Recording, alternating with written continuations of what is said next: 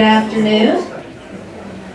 It's 1 o'clock, so we're going to be respectful of everybody's time and also make sure Becky gets her full due here to be able to talk about some of the incredible images you're going to see today. My name's Kathy Green. I'm the executive director here at the Wisconsin Maritime Museum. I met Becky over 10 years ago, probably, up at Thunder Bay National Marine Sanctuary, where I worked at the time. And she and her husband came out and were part of a dive team doing some incredible deep diving and documenting with a documentary project we were doing. And when I got here to the museum and started working with our curator, we were looking at what we should do in our temporary gallery. And I had been seeing the incredible images that Becky's been doing the last, for quite a while up on the Great Lakes. And I said, boy, we need to bring her in and get her a part of the ship. She agreed to work with us. And our curator, Kevin Cullen, to co-curate a really fantastic exhibit that if you haven't seen, after this, please head down to the gallery right below us to be able to see Bringing Shipwrecks to Life.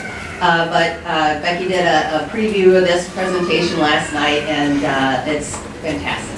And it's fantastic because A, she's an incredible talented photographer and diver, but also because the resources we have up here are second to none. I mean, just absolutely incredible. The preservation, the history. So we're so excited to have this extra level of documentation. We also, if you haven't heard, just acquired probably the largest collection of Great Lakes material culture off of Shipwrecks by the donation of a single collection of a collector who was salvaging things out here in the 60s and 70s, over 10,000 items. So you're going to see some of those downstairs, but it's just the beginning of what we're going to be doing with the underwater photography, photogrammetry, and then with the artifacts themselves. So we're so excited about that. One last plug before I hand it over, and that's if you like this presentation or other things maritime, I encourage you to become a member of the museum. This is probably the largest presentation we've had since the pandemic, so thank you all for coming out. Kevin, make sure you get like a shot this way with the room full. We do programs like this all the time. Every month there are opportunities to come and learn about some aspect of Wisconsin maritime history, about World War II history associated with cobia and the Manitowoc submarines. Please come back, stay in touch as a member. And with that, I'm going to turn it over to Kevin Cullen, our curator, to introduce Becky. Thanks, Kathy. So a lot of good stuff to come, and appreciate Kathy's leadership at the helm here at the Wisconsin Maritime Museum with a small staff to be able to pull off an exhibit like this and work internationally, collaboratively with Becky Kagan Schott, who's here, and her husband David, Liquid Productions. So I'll give her bio here in a second, but I just wanted to kind of spell out how we got to this point, coming out with this exhibit and what you'll see downstairs if you haven't already seen the space, Bringing Shipwrecks to Life. It's really, as Kathy mentioned, a model for kind of what we look to do in our permanent exhibit upstairs, and that's ultimately to tell the stories of these Great Lakes shipwrecks, especially sanctuary wrecks within the 1,000 square mile shoreline right off of our shore, recently designated as the Wisconsin Shipwreck Coast National Marine Sanctuary, so hence the banner. And so with cutting edge technology and those partnerships with folks like professionals like Becky and with NOAA, and now for us as a museum and a curator, you're working with the best material you can possibly get anywhere in the world, truly. From the photography to the artifacts themselves. So we're really fortunate here at the Wisconsin Maritime Museum to be able to tell these stories, and this is a glimpse of things to come. So it kind of started in a collaboration process. I think outside the building, it was like, let's get a banner of the photos. We were seeing her work on social media, which is, I think, probably where most of you have seen it, I'm assuming. And so from that, those spellbinding images, we obviously realized we need to tell the story inside this museum. So it started about, I would say, close to a year ago, but mostly it was last fall. I mean, ultimately, before we kind of came up with the concepts, and then you were traveling to Antarctica for the second time to do a photo shoot. Yeah. So, we kind of made the deadlines to make sure we could get the print productions and the layout. I would say the hardest part, and she'll tell you this, is that selecting from thousands of images to get to 50 is probably the hardest thing we have to do, to kind of tell the story in a way that's, focusing on the different wrecks, but 3 different lakes. So it's Lake Michigan, Lake Huron, and Lake Superior. So we kind of narrowed that down and it's 3 of the best deep wrecks that you've seen out there on the media, but in the gallery to see them all together. That's really kind of how we narrowed it down, and then focusing on each image, that was able to then narrate what she was thinking when she took that photo. So that's for the visitors to kind of get that experience. You'll hear it in person today. So with that, it's bringing shipwrecks to life. Becky is a 5-time Emmy Award-winning underwater cameraman and photographer whose work appears on major networks including National Geographic, Discovery Channel, and Red Bull. She specializes in capturing images in extreme underwater environments, including caves, under ice, and deep shipwrecks. Her projects have taken her all over the world, from the Arctic to the Antarctic, and many exciting locations in between. She's filmed new wreck discoveries, cave exploration, science, archaeology, to diving in cageless with great white sharks, yeah? Yes. Just right in the water. Jaws moment without a cage. I can see why Red Bull will get into that one. Whatever that project was for, we'll have to learn more later. Yeah, exactly. So you can see extreme diving, and this is, as you'll see, these images are part of that. But she's earned a reputation for being able to bring back quality images from harsh conditions. She's documented wrecks in all of the 5 Great Lakes, and each year spends at least 6 to 8 weeks in different locations around the lakes. She's constantly pushing the limits and trying new techniques and capturing the beauty of the underwater world. She's been working on photogrammetry and producing 3D models of shipwrecks to showcase them to divers and non-divers since at least 2020 during the pandemic. So picked up a new skill, and now we're cutting edge sort of exhibition to take a full 3D photogrammetry digital model and turn it into a physical shipwreck model in your hand. So I'll let Becky explain how that's all done. So for today, let's give Becky Kagan Schott on this round of applause.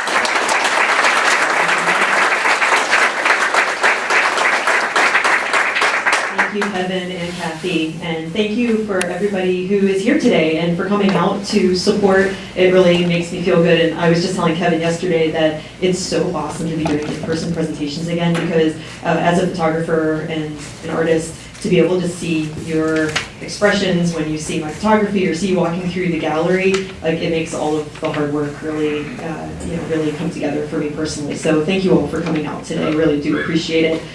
So I was here last summer. Ken and I were doing some diving.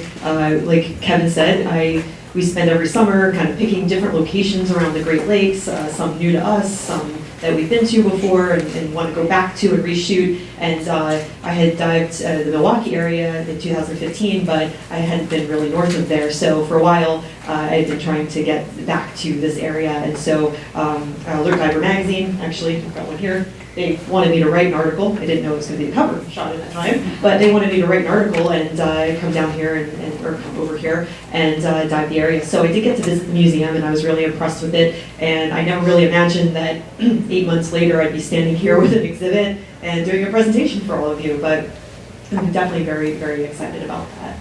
So I know a lot of you probably know me. I have a lot of familiar faces in the crowd. But those of you who don't know too much about what we do, I am a professional underwater photographer. I get to travel the world doing really exciting things. Like Kevin said, I specialize in extreme underwater environments, like underwater caves, shipwrecks, under ice. I was in the Galapagos Islands recently shooting, and then also I spent most of the winter in Antarctica, which is kind of like winter here in Wisconsin, except without penguins. So I really do like extreme environments. I never really thought I would specialize in those places. I got into diving when I was pretty young and didn't really even think like those places existed. But we do a lot of work for a lot of major companies out there, a lot of documentary work, so not just still photography, but a lot of documentaries. Every year, these can be very different. And lately I've been doing a lot of work for Seiko watches.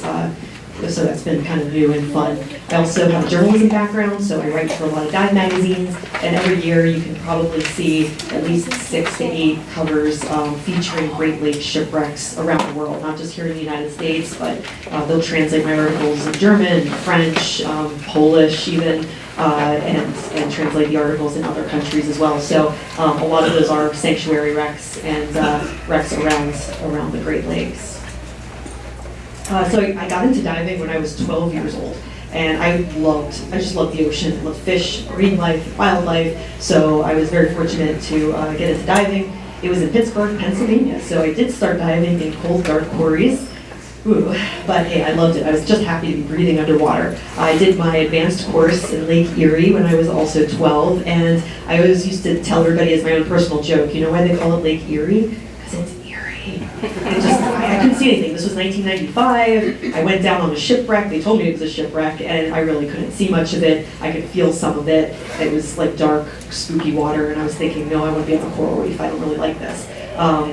Shortly after that, I moved to Florida with my family, and I discovered the crystal clear, beautiful 72-degree springs in Florida. And since I was very young, I couldn't afford to go out on boats all the time, so I spent a lot of my time diving in the springs.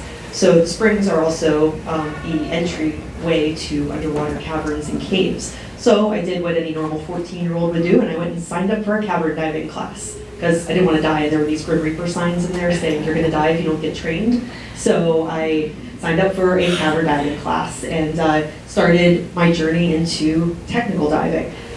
Really fell in love with underwater caves and caverns, and I picked up a camera shortly after that. It was film, so I did start by shooting film, and it was very challenging because I was literally learning to shoot in the dark. I was in a cave with a film camera with one strobe, and it taught me a lot, to be honest. It taught me a lot about lighting and only picking certain shots that I was after because I only had 27 frames to shoot. So I really fell in love with cave diving, became a full cave diver in 2000 when I turned 18. I did my trimix shortly after that because at that point I'd been diving in caves for a couple of years and I now wanted to see the deeper caves. So I took a trimix class, which is mixed gases, so you can go 200-300 feet deep and have a clearer head. So the instructor, unfortunately, didn't want to do it in caves, and he made me go dive shipwrecks. I'm like, oh, okay, shipwrecks in Florida, they're kind of, piles of mangled steel. I couldn't really make out what I was seeing, but that was on the shallow ones. We dived the deeper ones, and I realized, whoa, these deeper ones, they're more intact. I can make out like windlasses and anchors and wheelhouses, and it started to pique my interest in shipwreck diving. So then I became more of a shipwreck diver, and in 2007 started diving a closed circuit rebreather, which basically recycles the gas that you're breathing, so you're able to stay down deeper and longer, and they're an amazing tool for underwater photography. So I guess where I'm going with this is to specialize in shooting in extreme environments. Before I even take the camera with you, there's a lot of years of diving and build up, diving in dry suits, bailout tanks, rebreathers, heated undergarments, battery canisters, a lot going on before you even get to the point of taking a camera with you and being able to help direct and get shots. So in 2007, my husband and I, he's in the crowd here somewhere, we started our company, Liquid Productions, and started specializing in extreme environments because I realized a lot of people can go shoot on coral reefs, but not a lot of people have the training or the ability to go dive more technical locations. So we got some work with Woods Hole Oceanographic Institution, shooting with like 3D cameras. We were doing a lot of natural history documentaries, which was always fun. Free diving, everything from free diving with whales to cageless diving with great white sharks. I did not know I wasn't going to be in the cage, by the way. They told me that when I got there. I was like, oh. And even, that's actually the only thing I've ever been bitten by. Not the sharks, but the sea lions. It's a hazardous job sometimes. Thank goodness there's no sea lions in the Great Lakes. But we did get deeper into shipwreck diving, and I did a documentary in Truk Lagoon, Micronesia, and I mean, my mind was blown. I mean, there were shipwrecks inside of shipwrecks in Micronesia, in Truk, and every wreck that we dived, I just like fell deeper in love with like researching the shipwrecks and the history and what happened to that particular wreck. So all of a sudden, shipwrecks were starting to come to life for me. They weren't just mangled bits of steel on the bottom of the ocean. They were, they had a story to tell, and each had its own story. So this is sort of my start into like really becoming more of a shipwreck diver versus a cave diver. We still shot lots of cave diving documentaries, but and those were all over. Sorry, these slides were a little out of order. Finished up some caves in Florida, Belize, Bahamas. Love caves, but caves, I feel like you can only do so much, and I wanted to be able to tell stories, again, from my journalism background. So in 2010, I got an email from Woods Hole Oceanographic Institution and the National Park Service saying, oh, we'd love to hire you for a shoot in Isle Royale. I went, oh, cool, that sounds really like tropical. Is that somewhere in Europe?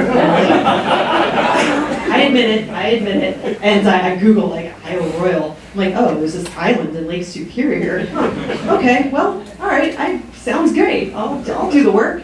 So we get up there, and it was 3 weeks in August, September, and we did some of our first dives on the Emperor. And I remember, I will actually never forget, looking inside the bunkhouse, or the bunk room in the Emperor, this picture here, and seeing the boot on the floor, the paneling, the light bulbs, and I got chills, and I just stared through that window for a while, and I was like, people died on this wreck. Like, all of a sudden it really hit me that these shipwrecks really had stories, and powerful stories, and being able to see a shipwreck not covered in mussels, it really made me rethink what the Great Lakes were. It wasn't that dark, creepy dive that I had done in Lake Erie so many years before. All of a sudden, these shipwrecks were really fascinating to me. So after that trip, as Kathy mentioned, I then, there we go, in May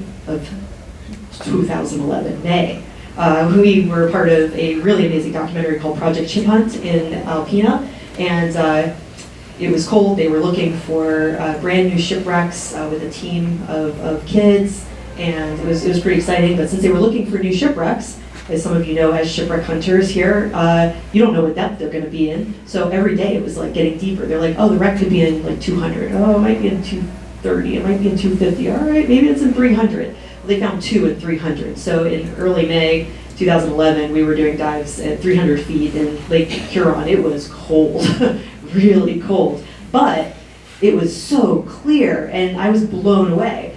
We did some workup dives on Lake the Grecian, and I was just like, this isn't what I thought the Great Lakes were. I mean, this is Caribbean blue, just Caribbean cold, or not Caribbean warm. So at that summer, I went back and did some diving when it was a little bit warmer, and really got to explore more of the shipwrecks in that area.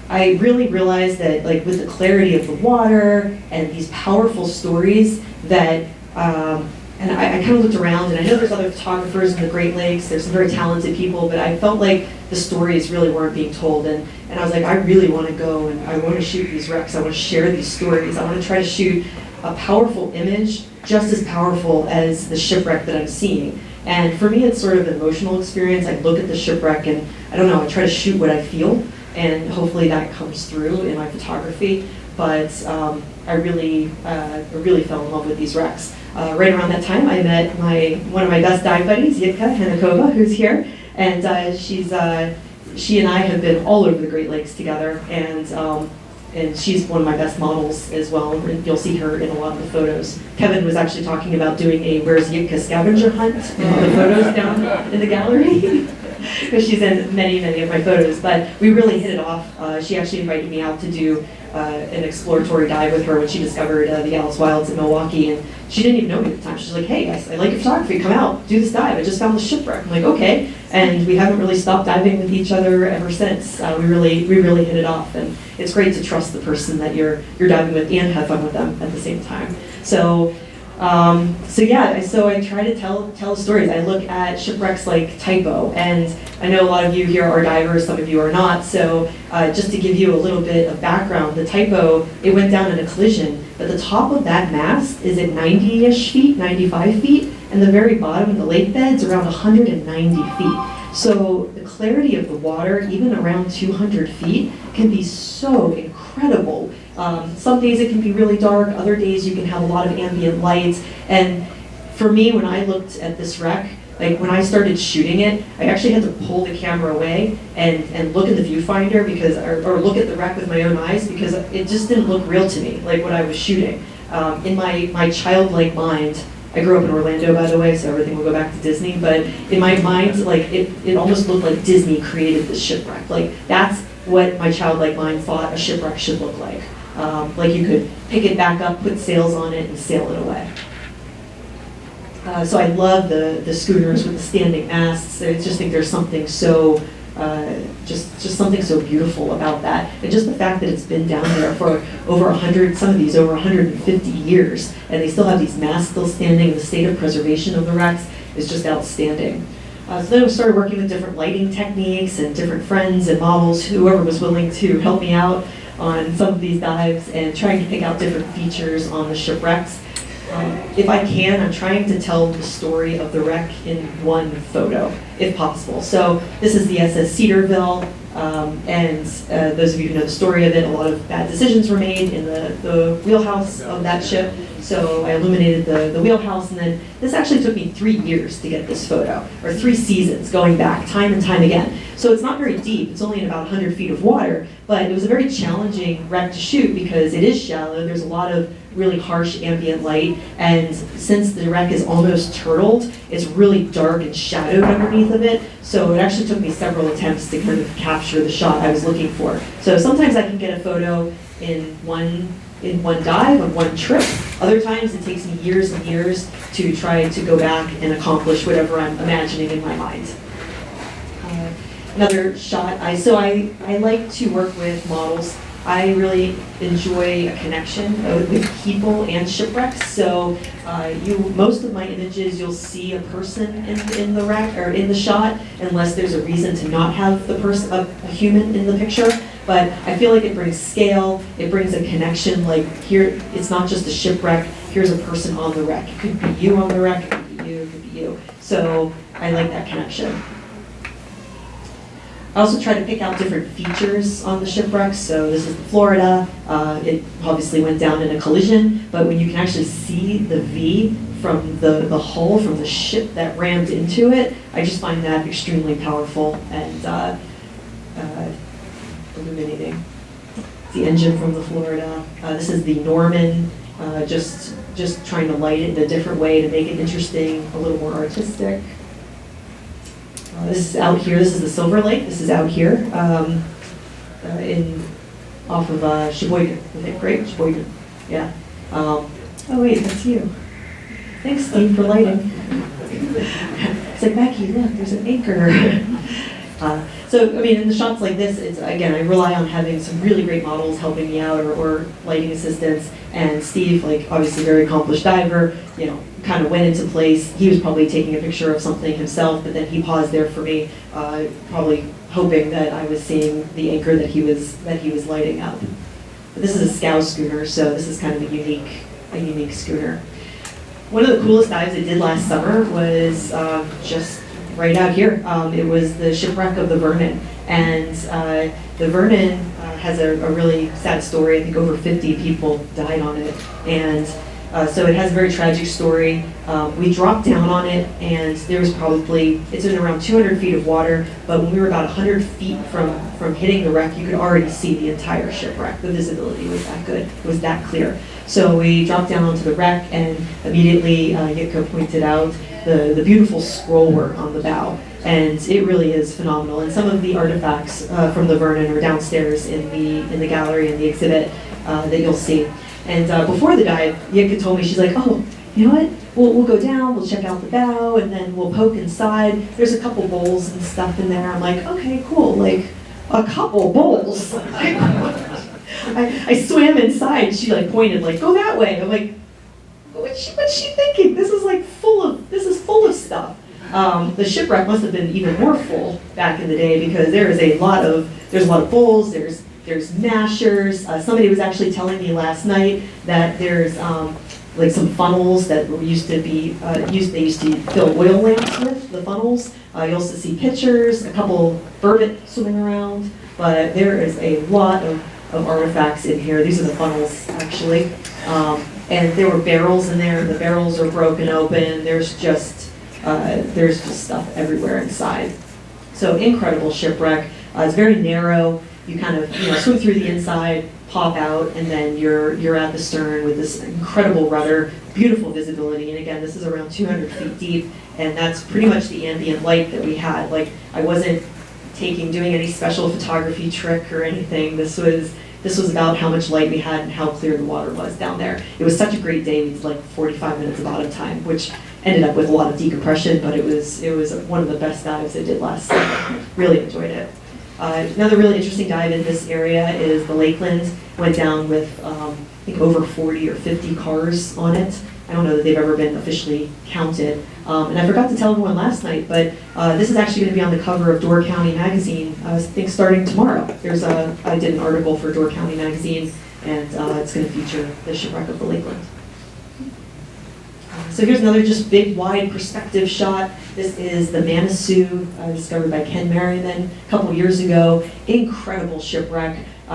So I lit it up. There's actually a car just inside this, and it is a really, really interesting wreck, but the visibility is so good. This is in the Georgian Bay, and you can almost see at least over 100, 120 feet down the side of the shipwreck.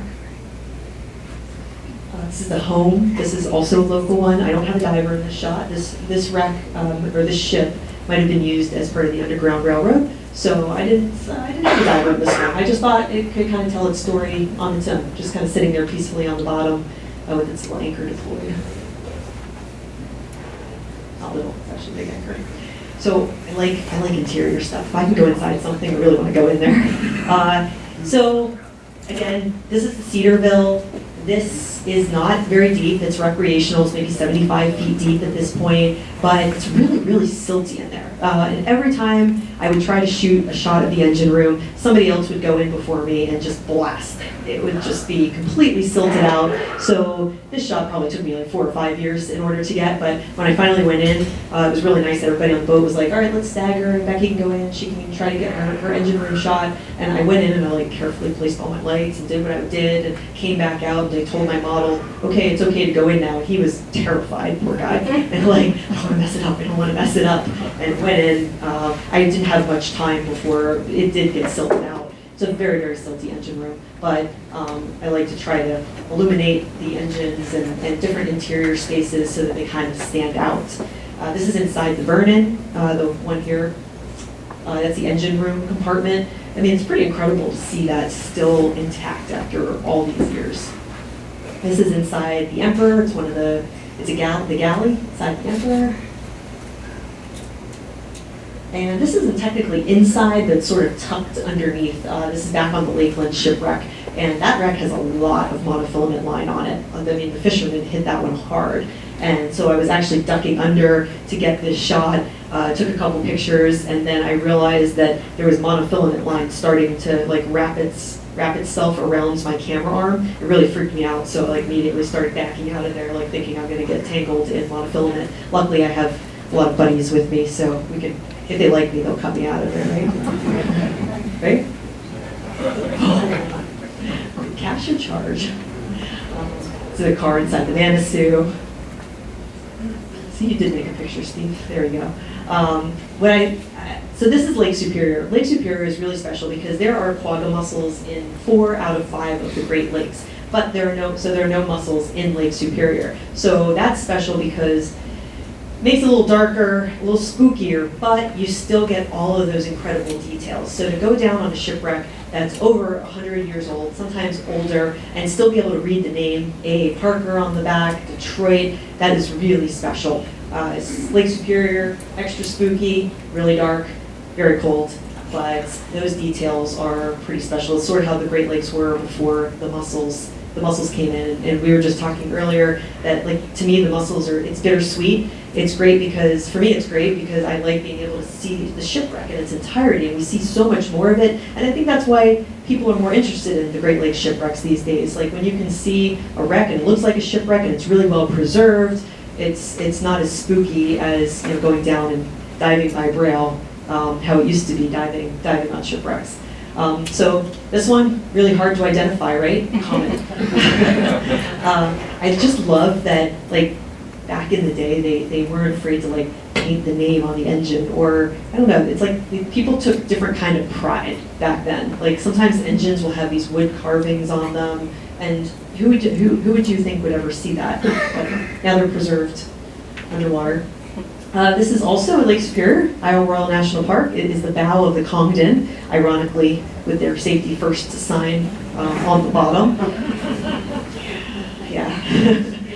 The Congdon ran aground for about 3 days. It ran up on a submerged reef. It was there for about 3 days before it finally broke in half. You only see the bow of the freighter and then the stern. I'm going to show you a picture in a minute, but when the stern broke off, it hit the bottom so hard that it drove the rudder up through the stern. So it's a very impressive sight. But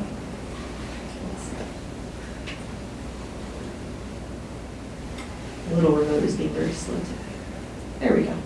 So that is the Congdon stern, and that is the rudder that is driven up through the stern. This is around 210 feet deep, and I actually have 3 people helping. I've got somebody illuminating off the side here, another diver that you can see, and then Yika up towards the engine and the wheel. And the wreck, it sits on a slope like this. You actually come down on it around 70 feet, and then just dive down the wreck to about 210 feet. So it's a really weird angle and kind of unique, and it's all kind of squished at the bottom, but you can still poke your head in and see the galley and some of the other rooms there. But this is a good example of how I work with a team. And a lot of my images, some of my images I do on my own. Other images I really rely on a team of really talented buddies that are very experienced divers that are also willing to help me get a shot. And I always appreciate that and try to thank them as well, because it may not always be fun. Sometimes there's yelling involved, but I do really appreciate it.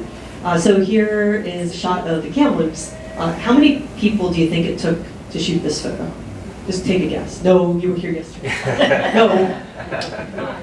5, 10, okay. Any other guesses? 6. 6, okay. Good guesses. 4 people. So myself shooting, actually maybe it was 5. Myself with a safety diver, there's one person inside illuminating a model, and then there's somebody behind the model backlighting them so they stand out and poke out. So it really is a team effort for some of these shots that you see down in the gallery. This is the Judge Hart, another really incredible shipwreck. This photo is not in the gallery, but I do have the Judge Hart in the gallery downstairs. Beautiful binoculars, wooden wheel, telegraph.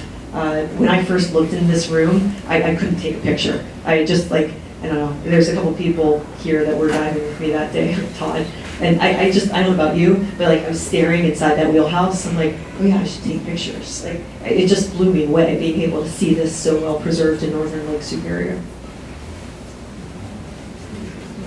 This is just cargo. It wasn't, they weren't worn by anyone, but I just think shoes are really creepy, and we do see a lot of shoes in the Great Lakes. Next to wrecks, sometimes it's cargo, sometimes it was, maybe it belonged to somebody. But to me, that's one of the connections that it's nice to try to make. I get asked a lot, what's the coolest thing that you've ever seen underwater? What's the coolest thing you've ever seen in the Great Lakes? Have you ever found treasure? And to me, the lifesavers on the Kamloops always come to mind, because that's just so cool. You've got 97-year-old lifesavers that are now dissolved, but the packaging is still perfectly preserved. 97 years old, and these lifesavers are everywhere on the Kamloops. There's boxes of them and crates of them. Some are broken open, some are inside the wreck, some are outside the wreck. And I don't know, for me, I just kind of stare at that, and I'm just like, that is really wild. Kevin thinks I should sell this to Lifesaver and make a mint. There it is. I'm gonna make a mint. The puns never end. Branding, it's all about branding. That's a good one. The reason it says peppermint on a lot of the containers. So I'm sure a lot of people here have heard of the shipwreck Daniel J. Morrell. I know a lot of people talk about the Edmund Fitzgerald, but I always feel like the Daniel J. Morrell the story isn't told as much, especially other places around the Great Lakes. But Dennis Hale was the only survivor, so only one person out of a crew of 29 survived, only one. So when I first dived this wreck, I just found it super spooky, because it actually it got ripped in half in a storm. The bow sank, and then the stern motored off another 5 miles before sinking in a different location. So I just see the bow of this sitting on the bottom, and I just thought to myself, God, what violence. Like, it went down in a really violent storm, and it looks so peaceful, just sitting there now, almost like just sailing forever on the bottom of the lake. So I shoot that usually from different angles, sometimes light it up. This probably would have been close to the area where some of the lifeboats, the one that Dennis Hale, if you call it a lifeboat, the raft, was launched from on the back of the Morel. And then, of course, because I like to go inside places, we poked ourselves inside and we found the laundry room, of all places, and we knew that because it says laundry. And if you kind of go up and over that door, you can still see the laundry area inside the shipwreck there. And then you swim down about 7 cargo holds. It takes, about 10 minutes. It's big, and it's creepy, and it still sends chills down my spine because you're swimming down all these cargo holds, and then the freighter just ends, like it just disappears, and there's no more freighter. And you just sort of look at all that mangled steel, and like there's no words to describe it. Thank God I'm a photographer, because like seeing how a giant freighter like that can just get ripped in half, and then the rest of the freighter is just gone. There are no words. There's no description for it. So that is the end of the bow section of Daniel Morel. And this one you're going to see in the gallery exhibit downstairs as well. So here's the stern, historical photo of the stern. And we went down on the wreck, and I tried to shoot a shot of what that would have looked like today, or what it looks like today. Again, kind of spooky because nobody from the stern survives. So there's 2 lifeboats, 2 steel lifeboats, one on either side of the shipwreck, and there were no survivors from the stern. Inside the wreck, this was a shot I was focusing on last year. I really wanted to get an interesting shot of the galley. So I kind of lit the windows, went in. You've got plates that used to be full apparently before it was illegal to take things from the Great Lakes and from the wrecks. I heard all these drawers were full, and then you've got all these really interesting signs like green. I guess green good, red bad, but drinking water, and then unfit to drink. So don't drink from the red side. But it's interesting to still see all these little signs and fans and light bulbs still intact inside the galley area. And then going inside, the Daniel J. Morel has probably one of the most beautiful engine rooms I've personally ever seen anywhere in the world. You drop down several levels. It's around 205 feet deep, and you'll see the Chadburn telegraph, and then there's a fire extinguisher hanging above it, and then there's a general alarm sign just above there, all kinds of gauges, generators, and the tool bench. The tool bench, really incredible. Like, I think to myself, man, somebody worked here. I mean, somebody stood here, and somebody spent their final moments like working in this exact spot. You've got intact light bulbs still up there. There's fans, beer cans. Unfortunately, these hammers have kind of rusted away, or the nails that were holding them on the board have kind of rusted away in the last couple of years, and the hammers have fallen down. But I just see this, and it gives me chills. Above the workbench, you have all of these jars of nuts and bolts and screws and washers, at least 20 of them. And on some of the jars, you can still even read like peanut butter across the top of the jar. So when we first went in, I followed Yitka in, and she's like, all right, let me give you a little tour, show you the engine room. I'm like, cool. It was at the end of the dive, which usually we do at the beginning of the dive, but we did it at the end. So we only kind of poked in there, and I spent a year thinking about that engine room. I just obsessed over it, thinking about, gosh, I want to light this up. How can I show this engine room almost like they just turn the lights back on? So I thought about it for a year, and only having this one photo to go off of how I wanted to light it up and illuminate it. I came back the following year, and we didn't have a lot of time. So again, 205 feet deep is 38-degree water. By the time you drop down the line, it takes about 5 minutes. Drop in a tank to make yourself a little smaller. Drop inside the engine room, get everything set up, model set up. Nobody can silt anything out. Then you only have about 10 or 15 minutes to shoot before everything's going to get too silty. And then you've got to collect all the lights and get yourself out, put your tank back on, and then go to your decompression. So everything had to work like a coordinated dance, like perfectly, or the shot would be messed up, or we just wouldn't be able to do it. And I actually have a safety diver. He's kind of hanging out up there in the corner, lurking. He was supposed to be out of the frame, but he was kind of like meerkatting over the ledge, looking at what was going on. And then me and my other dive buddy went in and kind of set everything up. But I mean, it's not a very big room, but there's a ladder that goes down here. You can actually see there's a line that leads out back to the exit. You've got the workbench and tool bench here, with the light bulbs, ladders. It's a really interesting room. And there's no mussels inside there, so it's very clean. This was a shot from this year that a friend of mine took. I did a little modeling, posed for him, but since it was my favorite engine room, planned a shot in there. But we wear a lot of equipment, as you can see. So some of you I know are divers, some are not, but definitely takes a lot of gear and equipment to pull off some of these shots. So another wreck you're going to see downstairs is the Ganilda. Ganilda is a beautiful wreck. I mean, it's in about 250 to 270 feet of water, and I dreamed of diving this wreck for many, many years before finally being able to get up there. It's difficult because it's remote. It's in northern Lake Superior. You have to bring everything with you. I don't even know that there's a charter up there right now. So I went up there with a bunch of friends that are here in the audience today, and I was very fortunate that many of them were willing to help me out and try to accomplish some of these shots. So I wanted to try to get a shot that showed a wider perspective, because a lot of divers that go on the Ganilda, since it's very bad visibility, typically like 20, 25 feet, when you have lights on, it kind of looks like snow and headlights because there's a lot of particulate in the water, and it's just dark. So I had to rely on all of my buddies for off-camera lighting in this. And we got down, we're 270 feet deep, everybody has to get into position. You know, Todd's here, and Yik was behind me shooting some video. That I think is Brett, and Ryan is up, I think that's Ryan, was up top there. So everybody has to get into position. And we spent probably this whole dive, or most of it, just to get this one shot. So sometimes we don't go down and shoot. We spend time and work on one shot.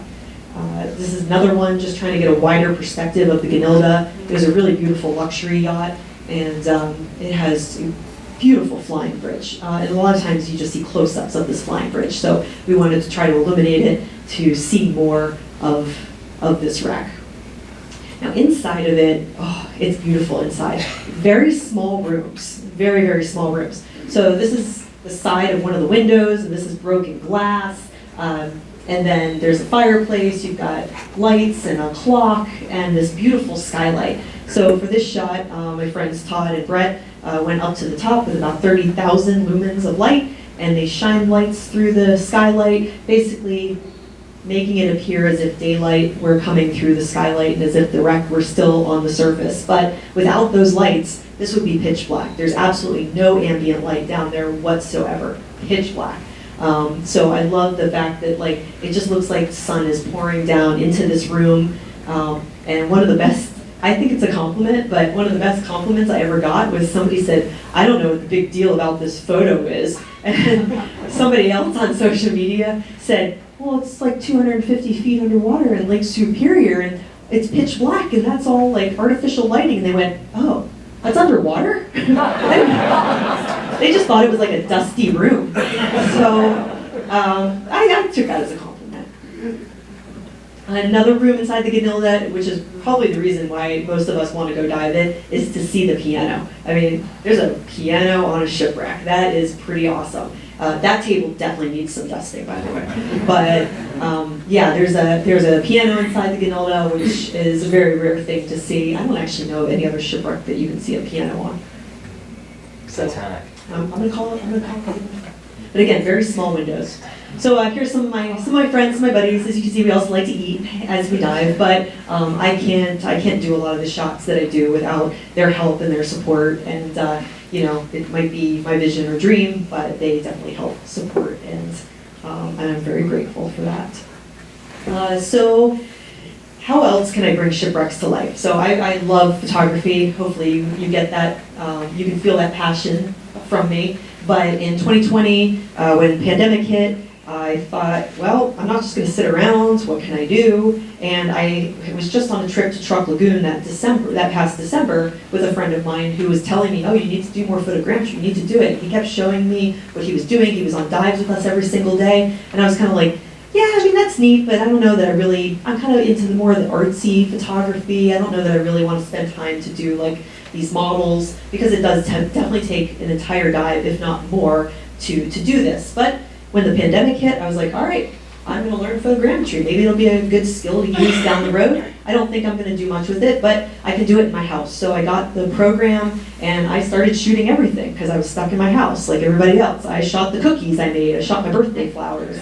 I shot my rebreather. I was pretty bored. But it did teach me. I even shot our house. I made my poor husband Dave take our drone outside, and we actually photogrammetried our house. So we did it all. But it was. I started experimenting with things inside, and then going, all right, you know what? Let me start applying this to objects I see in my quarry. So a couple months later, when I could finally get out and go diving in my local quarry, I started shooting everything from planes, trucks, cranes. They have all kinds of cars, and all of these are at different depths with different kinds of lighting. So I started experimenting with like, how close do I need to be? Okay, there's really bad visibility this day. Like, is this even going to turn out? Should I use lights or strobes? And honestly, diving in the quarry was extremely helpful because it taught me a lot. I could do a lot of different types of objects and then take those home, process them, and then make changes if I needed to, or see where I was making mistakes to change that for the future. One of the harder ones I actually did in the quarry is this suspended plane. So they have like a 70-foot jet, a 70-foot long jet suspended around 45 feet. And I thought, oh, that'll be neat. I'll do this jet. Except that I didn't realize I forgot I had to do the bottom of it too. So like it was a lot more work than anticipated. But as I was doing it, I thought to myself, I wonder if I can do the inside.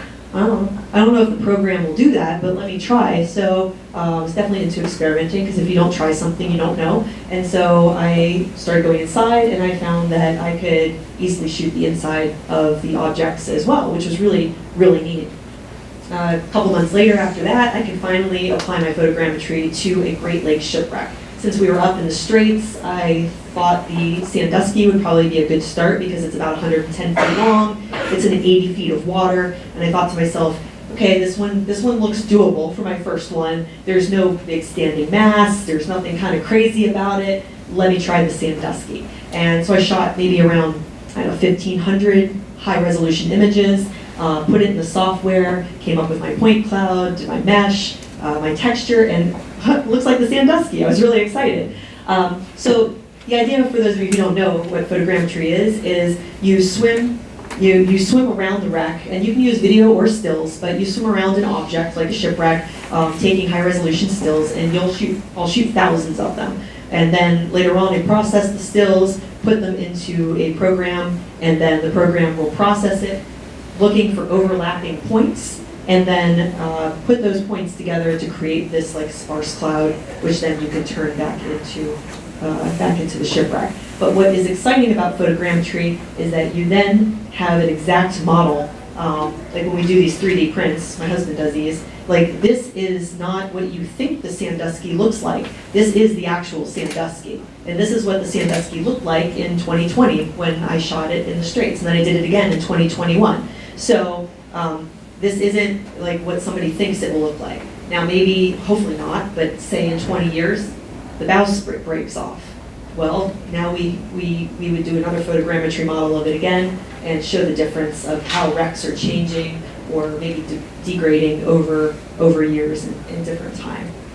So photogrammetry is a really interesting technique. I definitely have fallen in love with it more than I thought I would, because I do think it's a new way to bring shipwrecks to life. And that's what I've been trying to do with my photography, with video, and now with photogrammetry, is try to showcase what I'm passionate about in a new way. And using this technology, I think really can allow everyone to explore, from adults to kids. You can explore these shipwrecks sitting on your couch at home. You can wear Oculus 3D goggles and do a virtual dive on the shipwreck, or 3D print them. So it's a really interesting technology. So another example, I did the Cornelia B. Windy, which is a personal favorite of mine in the Thunder Bay National Marine Sanctuary. It's about 140 feet long, about 185 feet of water. I was thinking about how I would shoot this for about a year or most of the winter because this one has those standing masts. And I kept thinking, how am I going to do the masts? And there's 3 of them. This is deep. I would like to do it only in one dive. I figured out by the rate that I swim, maybe say around 50 feet per minute, and the size of the shipwreck, that it was at least going to take me 35 minutes if the visibility was good enough to be able to do the 3 passes that I needed to get all of the images for the photogrammetry model. So I get down on the wreck, we drop down to it. That day I was pretty fortunate and there was a decent amount of ambient light. It wasn't too dark, wasn't too bright. The visibility was pretty good, but I generally like to get closer to the shipwreck to light it up, to get more color in it. And I started doing the model. So we hit the wreck and immediately just started swimming around. This, you can kind of see the size of it. So 140 feet, but it's still a pretty decent size. And so when you do those, do you take asymptotic, or you obviously in different elevations, or how do you? yeah, so do I do different passes, different elevations? Yes, depending on the wreck. You'll usually do the first pass like kind of facing down on the wreck, or for me at least, I kind of do around so I can get the bottom or underneath of it, because it's very common to miss like the under parts of the shipwreck. So I'll do the first pass very low around the wreck, the second one at about a 90-degree angle around it, and then straight down over top of it. And it really depends. Every single wreck is different. Every single type of ship, every photogrammetry model has been a different approach for me. But this one was, I'll call it fairly easy compared to some other ones that I've done. So that's the looking down angle. And again, what's interesting about photogrammetry is you can see so many of details, like the anchors, you can see like bilge pumps, the cabin, the yawl boat. That's really zoomed in to see one of the anchors. And then, like I said, then while I was actually there, my husband Dave was like, "Oh, hey, send me that file." So before I even got home, he had he had this like up on social media, and everyone was like, "Oh, Dave, that's so cool, Dave, you did such an amazing job, Dave." And I'm like, "Wait, who risked their life like swimming around the wreck for 38 minutes in cold water?" And yes, Dave, your shipwreck models are so cool. No, he does a great job. This actually takes him about 54 hours to print something that size. So he got a 3D printer. I think it was really just he's like, "Honey, I'll print your models for you if I can get a really large 3D printer." But he got a 3D printer, and actually in all seriousness, he spends a lot of time. I probably have about 50 Sandusky's sitting around my house right now because, he starts out with really small models and then makes them bigger and changes because like, they need different supports depending on if there's overhangs, because a 3D printer can't just print in outer space. So he'll start these prints. Now this one's a Windy 8, and if you actually can look out, you see it's dark. And it took 3 days to print this. And over the course of 3 days, he'll sit there and he'll keep going in with his flashlight and checking out different areas of the model, making sure it's not warping, making sure the head doesn't get clogged, and then there's plastic printer stuff everywhere. So this actually takes quite a while. So that I'm going to speed it up because even the time lapse takes a while to watch. But this is getting towards the end. And what's fascinating is with the photogrammetry models, if I actually shoot the interior of something, the 3D printer will actually print the interior of it, but then it kind of gets covered up as it prints around it. So that's the that's the 3D print. You guys are welcome to check these out. There's some in display cases downstairs. You're welcome to check these out or pick Dave's brain later. But that is how some of these came to be. So I just personally think that's really cool that you can take something from looking at a shipwreck picture to then doing a 3D model of it and exploring it on your computer to actually holding it in your hands. I don't think it gets any more interactive than that. So my whole photogrammetry thing, I've kind of fallen in love with it. Done a lot of different models, playing around with different areas. Like Todd, you just asked like how I go about it. Like this is the Congdon in Isle Royal. This one was really difficult because there was no muscles on it and the visibility was very bad. So I kept covering and recovering the same area accidentally. So that was kind of annoying. But this one's on the edge of a cliff. So how I would normally do it you had to rethink it and do it in a different way. But as long as you cover the entire wreck in some way and like shoot pictures, I mean, you're shooting pictures of every inch of the wreck to put these models together. Another one in Iowa National Park. This one also did not have very good visibility, so I had to get very close to it. This is the Chisholm engine, but it's neat because now it's not only is it preserved underwater, but now it's preserved and you can do like virtual dives, virtual tours on the shipwrecks. This past summer, the sidewheel steamer Detroit is a beautiful paddle wheeler discovered by Dave Trotter back in the 90s, and it sank in 1854, and it is just a beautiful example of a sidewheel steamer with these intact wooden paddle wheels. And so this was one that I really wanted to try to do a photogrammetry model of, and I knew it was going to take me at least 2 dives to do it because it's around 200 feet long and it's in about 210 feet of water. So I started the shooting on it, and what I didn't realize was that because of the paddle wheels, and I've done a lot of dives on this wreck, but I look at it differently when I'm shooting photogrammetry. I actually had to do an entire dive shooting up underneath of it because of those wheels. You'll see in a minute in the photogrammetry model, there's this whole area. If I were to just go along the side like this, I would have missed the entire underneath section. So I ended up having to do 3 dives to be able to capture everything on this wreck to then turn it into the 3D model that you'll see. Thank you.